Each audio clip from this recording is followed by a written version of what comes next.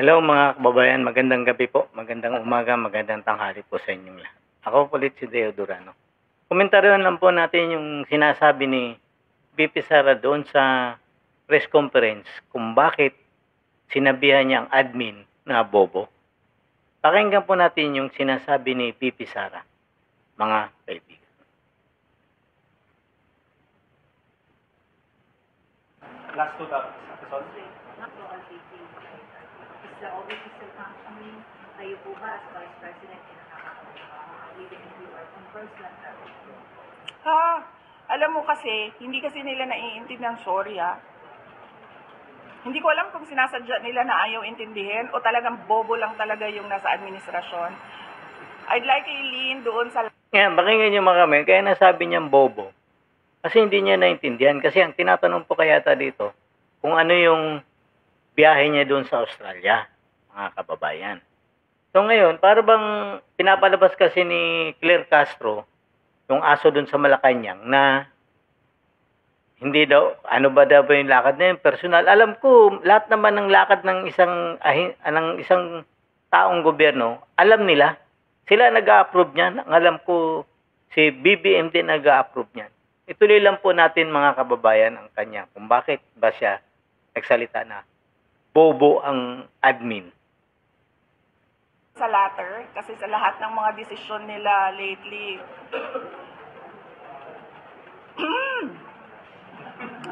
ay, alam mo, sa totoo lang talaga, nahihiya ako as a Filipino ba, na nanonood yung ibang bansa sa atin and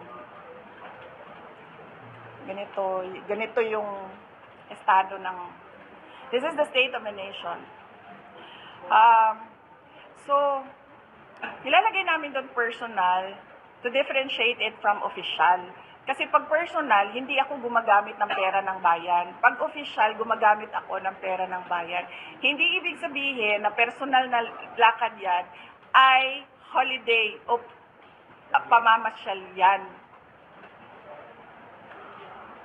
So, yun yung ibig sabihin ng personal. Walang ginamit na pera ng gobyerno sa lakad na ito. Pero nagtatrabaho pa rin ako. Sa official, ginamit namin ang pera ng gobyerno para sa lakad na ito, para sa trabaho namin sa Office of the Vice President. Yun. Hindi ibig sabihin na personal ay namamasyal. And so, yeah. Yan mga kababayan, yan ang sinasabi niya. Kasi nilagay niya doon sa pagpaalam niya, personal na lakad ito. So, hindi siya gumagamit ng pera ng bayan. Kasi katulad nga ng sinabi niya, kailangan natin dito, kung personal, hindi ako gagamit ng pera ng bayan. Kung official, doon ako gumagamit ng pera ng bayan. Pero yung lakad ko na yon is personal, pero nagtatrabaho pa rin ako doon sa Australia. Kasi yun, pagtitipon ng mga Filipino community regarding doon sa Bring Home Pangulong Duterte sa Melbourne, Australia. Kaya nga po, ang sinasabi, ito namang si Claire Castro, para bang sinasabi niya, kahit na personal yung lakad na yon, dapat hindi na siya makikipagkita sa Filipino community. Pero, tama yung sinasabi niya na personal, kasi nga, may gathering ang Filipino community para doon sa pagpapalaya ni Pangulong Duterte. Kaya nga, sinabi niya doon sa pagpaalam niya, personal. Pero nagtatrabaho pa rin siya doon. Bakit? Mga kababayan natin yung nandoon. Mga kaharap niya. Di ba po? Alam naman po ninyo yan. So, ang palasyo kasi, kaya tinawag niya ng bobo kasi hindi naintindihan kung ano ba ang personal at official na lakad. Di ba po? Napaka-bobo talaga nito nila Claire Castro. Para lang yung para lang may masabi. Katulad ng sinabi niya ng nakaraan, kagahapon na press briefing, na tag-ulan talaga ang June. Oh. Di ba nakakatawa? Tag-ulan talaga ang June. Hindi. Ang tanong kasi, paano ba pinaghahandaan ng gobyerno ang tag-ulan? Sagot ni Claire Castro, hindi kasi ang tag-ulan talaga sa June . Ganun katalino itong mga taong gobyerno natin Tuloy lang po natin si BP Sara. Oh, yes. Nagpapasalamat kami sa Filipino community ng Australia and nagpapasalamat kami sa Australian Police sa kanilang pagtulong-tulong para mabuo yung Free Duterte Now rally doon sa Melbourne. Alam mo, nagkakaroon ko lang ng speculation. Ay, yung mga bansang pinupuntahan mo, ito po ba yung dalawang bansa? Australia at Malaysia. Kung hindi sila bobo, maiintindihan nila yung ginagawa ko eh. Bobo kasi sila eh, kaya hindi nila naiintindihan. Ayan, Claire Castro, bobo ka. Di ba? Ano sasabihin ko, I don't like talking about how I think and what I think. Napaka-bobo talaga ang mga hayop na ito. So, kung meron silang gusto basahin doon, good luck. Di ba? We move on to other matters. Last one. I'd like to ask your comment na po, since President Bongbong Marcos says his ongoing drug campaign is bloodless compared to that of your Flores administration. Tumutin mo, sabi niya, despite the fact that you have killed people that are just suspected of having anything to do with drugs, imbes na gano'n ang ginagawa natin, we are handling the drug problem in a different way. What is your reaction? Well, it remains to be seen if the bloodless drug war will be successful, no? So, let us judge that bloodless drug war by the end of his term, kung successful siya o hindi. Last two questions. Jen. Comment lang din po sa sinabi ni PBBM. Yesterday po kasi nasabi siya dun sa mga na-seize na floating siya po. And tiniyak niya po na hindi na makakalabas ulit yun sa market. And kanina rin nasa event siya kung saan dinestructive na siya. Comment on that po. Hindi ko alam, ma'am. Trabaho ba ng presidente ang sirain ng ebidensya ng ano? Hindi yan trabaho ng... Hindi trabaho ng presidente ang mag-photo op sa nahuli na drugs at mag-photo op sa pagsira ng nahuli na drugs. Yan mga kababayan. Kasi di ba natandaan niyo may nahuli po mga drugs, mga 1 billion po yata yung tonelada. Ngayon, pumunta ngayon si BBM doon. Para ano? Para mag-auto-out doon, mag-picture-picture, namoy-amoy. Ano? Ba't ba inaamoy niya? Ano? Hinisingot pa? Kung ano? Hindi niya trabaho kasi yun eh. Trabaho yun ng mga autoridad na tao niya. Kasi bakit? Ano? Nangihinayang siya? Ang tanong, bakit kasi puro droga lang? Nasaan yung tao na nagdala ng droga? Baka naman pinahuli sa norte, tapos yung pinalusot, yung sa south, mas marami. Alam nating nangyayari yan. Para lang may masabi na may nahuli tayo. Sige nga, napakaraming nahulin ngayon ng droga. Nagmura ang drug sa kalye. Nung panahon ni Pangulong Duterte, walang droga. Nagmahal ang droga sa kalye. Bakit? Kasi nga, wala nga nagpaparating eh. Takot ang mga drug lord noong panahon na to. Ito ngayon, ang mga drug lord ngayon, maluwag na maluwag sila sa kanilang gawain. Kasi katulad nga ng unang interview pa ni BBM, nung may nahuli sila doon na droga na may driver kuno, na hindi natin alam kung saan na yung driver ngayon, na unang sinabi nila 3 tonelada, yung bandang huli, 800 kilos na lang daw pala. Ngayon, saan na yung driver na yun? Nakita pa, may balita pa ba kayo doon? Wala na. Wala silang nahuhuling drug lord. Nahuhuli lang nila droga. Baka naman diversionary tactics lang yan. Pinahuli yung sa norte, yung sa south, palusutin nyo yan. Hindi kaya nangyayari yun, mga kababayan? Siguro, alam ng mga pulisyan, nangyayari yan. Para lang may nasasabing nahuli.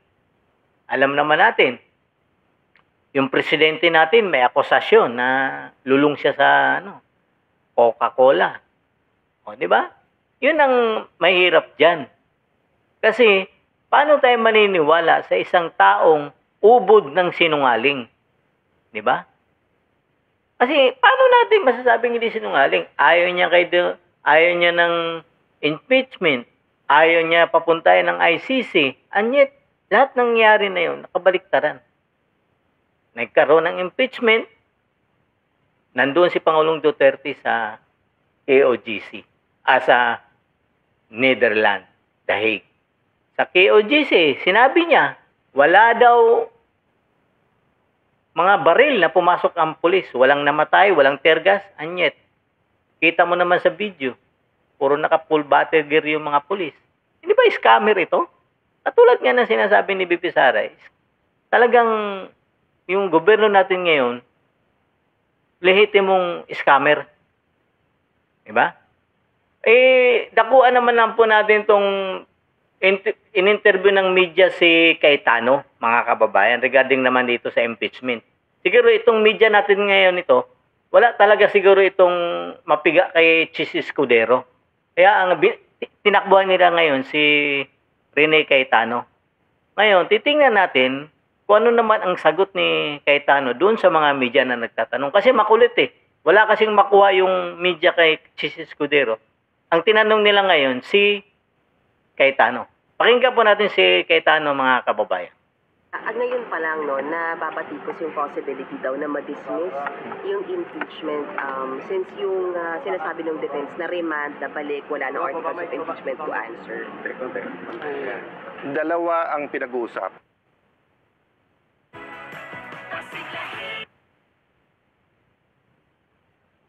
Diba? Yan ang mahirap, mga kababayan. Kasi ang tinatanong ng reporter ngayon, ang pinag-uusapan dito, Can be done and what should be done. Magkaiba yon. So ang sinasabi ni SP can be dismissed.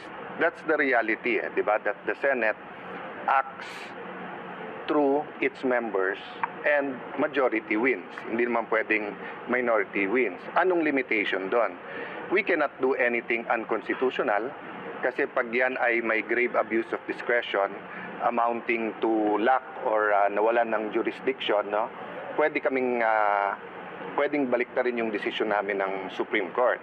But of course, pagdating sa impeachment, grabe ang leeway kasi talagang ang Senate ang impeachment trial. Now, just because you can, it doesn't mean you should, di ba?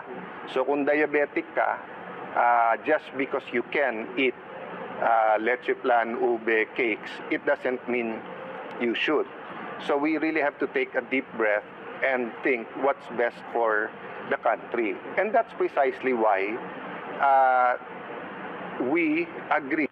Kasi nga, ito mga makababayan, kaya sinasabi nung reporter, baka daw ma-dismiss. May posibilidad po kasing ma-dismiss, mga kababayan.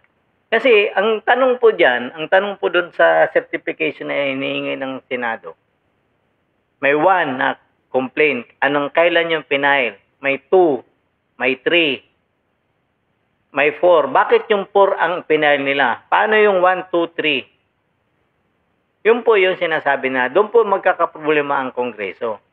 Kasi sinasabi naman nila na wala daw silang nilabag doon. Kasi dapat yung impeachment complaint number 1 dapat dinalagan ng Secretary General doon sa Speaker para pag-usapan doon sa plenaryo. Para sa kung itutuloy ba natin itong impeachment na to. Hindi. Ang sinabi po ng Secretary General nila, hinold nila kasi may hinihintay pa silang isang complaint.